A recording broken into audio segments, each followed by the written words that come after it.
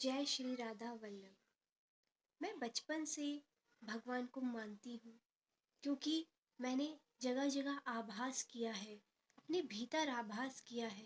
ईश्वर को मैंने इस तरीके से महसूस किया है कि मैं आपको आज एक बात आपसे शेयर करना चाहूँगी। ऐसी तो कई सारी घटनाएं हैं, लेकिन उसमें से एक अहम घटना जो सिर्फ कोई नहीं जानता, सिर्फ मेरे साथ हुआ। और इस प्रकार जो है मतलब तब से मेरी ज़िंदगी इतनी बदल गई, इतनी बदल गई कि मैं कह नहीं सकती। और मैं इतनी आनंद में हूँ, इतनी खुश हूँ कि मैं आपको बता नहीं सकती। पर फिर भी जितना हो सकेगा मैं आपसे यह बात शेयर कर रही हूँ और आज मैं आपको इस वीडियो के माध्यम से बताने जा रही हूँ कि ईश्वर की महिमा क्या है। अगर हम चाहते हैं तो ज़रूर ज़रूर हमें ईश्वर प्राप्त होते हैं, हमें ईश्वर दिखते हैं।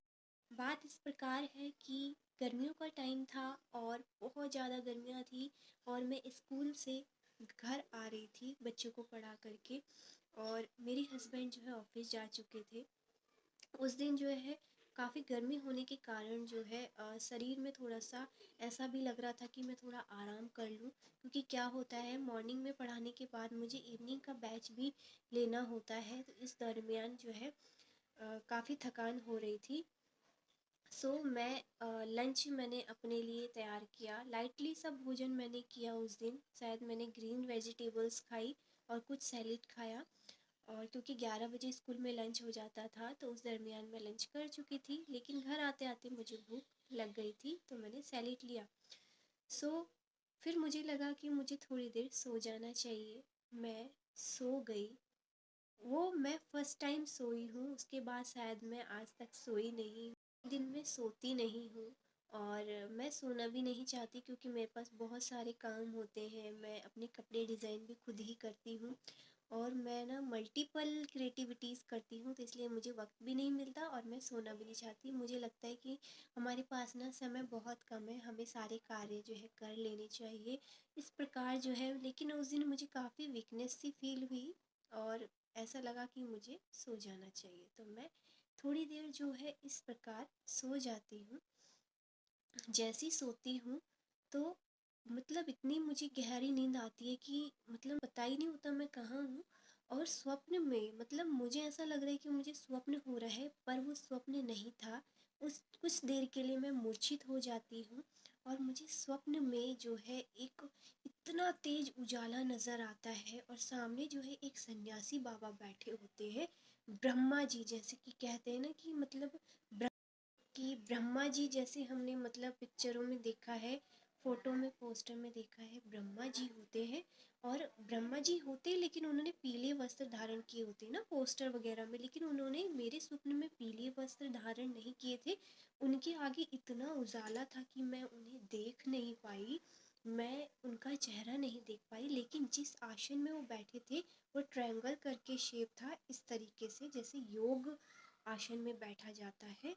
और उनके कई सारे दूत थे जिन्होंने सफ़ेद कलर का ही वस्त्र धारण किया हुआ था।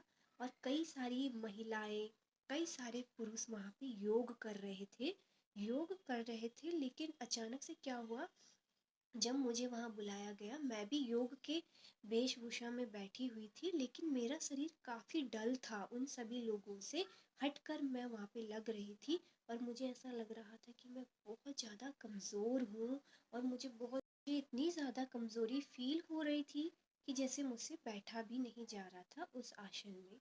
तभी जो है मुझे गुरुजी कहते हैं और एक महिला को कि जाइए उस बेटी को बुला के लाइए। जैसे ही जो है मुझे बुलाया जाता है तो मैं खड़े नहीं हो पाती हूँ। वह महिला मुझे बुलाती है कि चलो अब तुम्हें गुरुजी बुला रहे हैं। मैं जो है उठती हूँ तो मुझे चलने की आवश्यकता नहीं होती।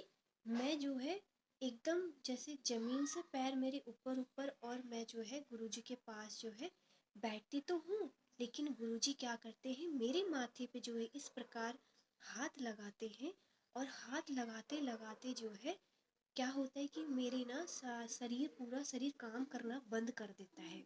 जैसे ही शरीर काम करने बंद कर देता है तो मैं कहती हूँ गुरुजी ये क्या हो रहा है, मैं तो कुछ है। गुरु गुरुजी से कहती हूँ कि मैं कुछ समझ नहीं पा रही हूँ, ये क्या हो रहा है, गुरुजी क्या हो रहा है, क्योंकि मैं उन्हें देख तो नहीं पाती हूँ, केवल उनका स्पर्श होता है मुझे, और वो अपने घुटने में मेरा सर रखते हैं इस प्रकार से।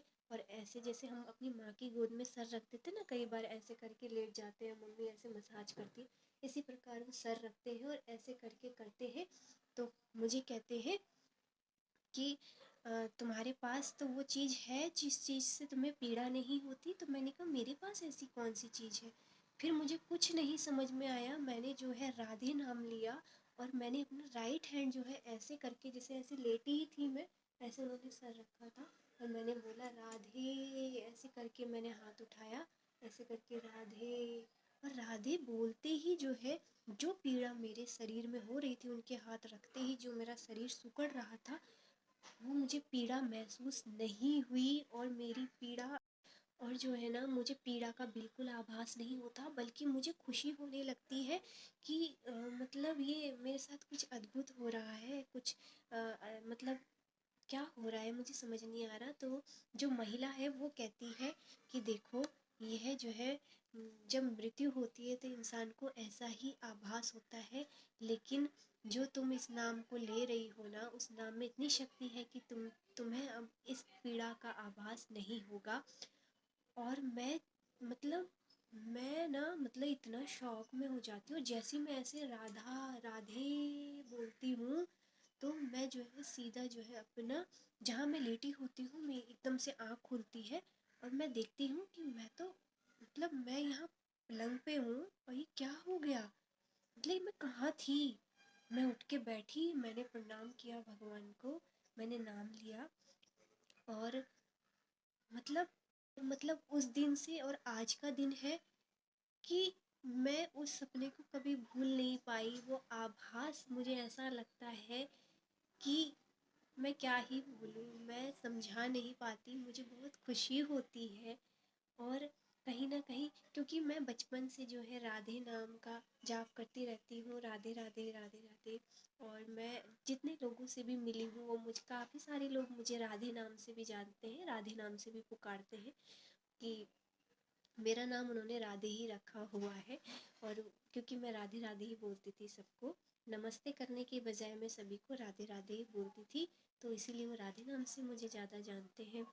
और रही बात, तो मेरे साथ जो है काफ़ी सारे इंसिडेंट हुए हैं, तो ये इंसिडेंट तो मैंने आपके साथ शेयर कर दिया। और उस दिन से आज का दिन है कि मुझे ना, पहले बहुत ज़्यादा टेंशन्स हुआ करती थी, कि मतलब टेंशन कैसी, काम, तो टेंशन इस प्रकार की कि मतलब मेरे को ये करना है, इतने सारे काम हैं, और मैं कुछ अच्छा नहीं कर पा रही हूँ, मैं किसी की मदद नहीं कर पा रही हूँ, मैं किसी को सपोर्ट नहीं कर पा रही हूँ, ये सारी टेंशनें मुझे होती रहती थी। बट अब मुझे टेंशन नहीं होती, मैं परमात्मा पे छोड़ देती हूँ, मैं अपनी राधा रानी पे छोड़ देती हूँ, अपने राधा रानी श्री राधा वल्लभ जी पे छोड़ देती हूँ, कि बस करने वाले आप हैं, आप तो बस हमें रास्ता दिखाएंगे और हम उस प्रकार चलेंगे।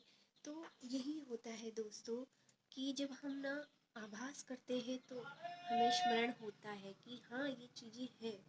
जिनको नहीं होता, वो यही कहते हैं कि सामने वाला तो मूर्ख बना रहा है, उसकी बातें तो ऐसे ही हैं, कहानियाँ हैं।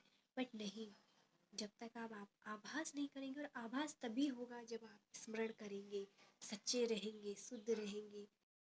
ऐसा नहीं है कि आपने एक बार गलती कर ली, आप गलत हो गए, तो आप अपने आप को ठीक नहीं कर सकते। गलती इंसानों से होती है, आप अपने आप को ठीक कर सकते हैं। आप शुरुआत तो कीजिए, जिसने हमें बनाया है उनके होने का शुरुआत कीजिए, फिर देखिए सब कुछ अपने आप हो जाएगा। इसलिए बस यही जपो, राधे राधे राधे राधे।